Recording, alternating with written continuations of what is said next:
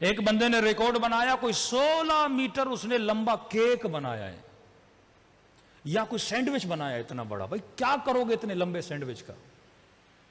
کیا کرو گے اتنے لمبے کے؟ ہاں کبھی کبھی ہم کوئی کام کرتے ہیں میڈیا کے اندر لوگوں کی توجہ کو کسی کی طرف متوجہ کرنے کے لیے. مثلا 15 شعبان ہے، امام زمانہ کی ولادت ہے، مومن نے کیک بنایا ہے. مثال دے رہا ہوں، کراچی میں کسی نے کیک بنایا، مثلا کوئی 10 میٹر کا کیک بنایا. بھائی امام کی ولادتیں بنا رہا ہے. اب ایک بندہ ٹی وی پہ دیکھے گا، اچھا 10 میٹر کا کیک بنایا، پاکستان میں ریکارڈ توڑ دیا، کس کے لیے بنایا؟ 15 شعبان. اب اس کے ذہن میں سوال پیدا ہوگا، 15 شعبان کیا ہے؟ ذہن کو انتقال دینے کے لیے اگر تم کوئی کام کر رہے ہو وہ عاقلانہ ہے. واقعاً 15 شعبان کیا ہے؟ پھر وہ جستجو کرے گا، اچھا امام کون ہے؟ امام زمانہ حضرت مہدی. کون ہے حضرت مہدی؟ آئے گا. کئی لوگ شیعوں پہ اعتراض کرتے ہیں کہ آپ کی حرکتیں عاقلانہ نہیں ہیں. ان حرکتوں کا اکثر پہلو یہ ہوتا ہے کہ جب تو سوچتا ہے تجھے تعجب ہوتا ہے، پھر تمہارا ذہن حسین کی طرف جاتا ہے، متوجہ ہوتا ہے. بند ماتم کر رہا ہے، مار رہا ہے خود کو. بھائی کیوں مار رہا ہے؟ پریشان ہو جاتے ہیں، کیا ہوا ہے ان کو، مار کیوں رہے ہیں؟ پھر کہتے ہیں حسین حسین بول رہے ہیں. کون حسین؟ کیا ہوا تھا حسین کے ساتھ؟ یہ ہمیں پاگل بول رہے تھے اور ہم ان کے بچوں کو حسین حسین سنا کے حسینی بناتے گئے.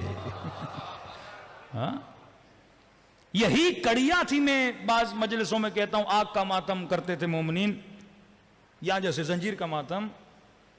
پھر بعض مراجع نے فتویٰ دیا کہ بھائی اب اس کو بند کر دو، کیونکہ بعض اوقات بعض چیزیں اس زمانے میں لوگوں کو امام حسین کی طرف متوجہ کر رہی تھی. ہم کرتے تھے کہ یاد ہے ہم چھوٹے تھے، ہمارے گاؤں میں آگ کا ماتم ہوتا تھا، پورا گاؤں جمع ہوتا تھا.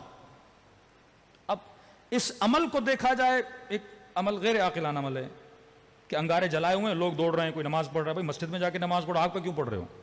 ایک سمجھ نہیں آتی کیسا عمل ہے. لیکن اس عمل کے ذریعے ہم لوگوں کے ذہن کو امام حسین کی طرف لے جا رہے ہیں. اب اس کو عاقلانہ اینگل دیا ہم نے. لوگ ان چیزوں کو، پہلے بزرگ اگر یہ کام کرواتے تھے، سوچتے تھے، پلاننگ بناتے تھے. ایسے بولیں گے امام حسین کی مجلس سے کون آتا؟ پہلے سے مفتی نے بول دیا حرام ہے، نہیں جانا، شیعہ جو بھی بولے نہیں کرنا. لیکن ہم نے ایک ایسا اینگل اپنایا، آگ پر نماز پڑھی جائے گی. اب پورا گاؤں پریشان ہو جاتا تھا، بھئی آگ میں جائیں گے یہ لوگ، یہ کیسی مخلوق آ گئی؟ نہیں، سارا گاؤں جمع ہو جاتا تھا. جمع ہو کے دیکھ رہے ہیں لوگ آگ پہ دوڑ رہے ہیں. پھر پوچھتے تھے آگ کیوں جلائیے؟ پھر ہم بولتے تھے کربلا میں حسین کے خیموں کو جلایا گیا. ذہن کو انتقال دیا. زنجیر کا ماتم، اس کی بھی یہی ایک کڑی تھی. ویسے کوئی آتا نہیں تھا.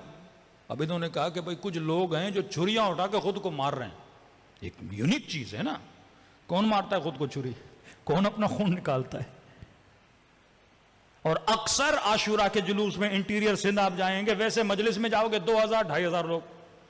شام غریبہ کی جو مجلس ہوتی ہے جس میں زنجیر زنی ہوتی ہے، کم از کم 50,000-40,000 لوگ آتے. پورا شہر سمجھتا ہے یہ پتہ نہیں گویا سارے شیعہ کھڑے ہیں. شیعہ ہوتے نہیں ہیں، شیعہ کم ہوتے ہیں، تماشائی زیادہ ہوتے ہیں.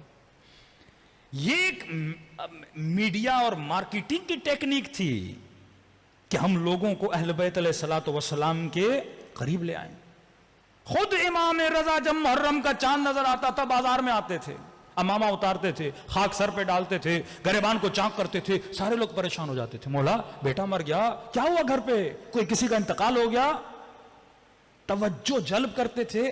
پھر کہتے تھے کربلا میں میرے جد کو مارا گیا. کہتے تھے فرزند رسول ایسے رو رہے ہو جیسے آج کوئی مرا ہو، سالوں گزر گئے، ایسے کیوں رو رہے ہو؟ کہ جان بوجھ کے، کیونکہ اگر ہم غدیر کو مناتے اس طرح تو تم غدیر نہ بھولتے. اب ہم کربلا تم چاہو بھی تو ہم تجھے حسین بھولنے نہیں دیں گے.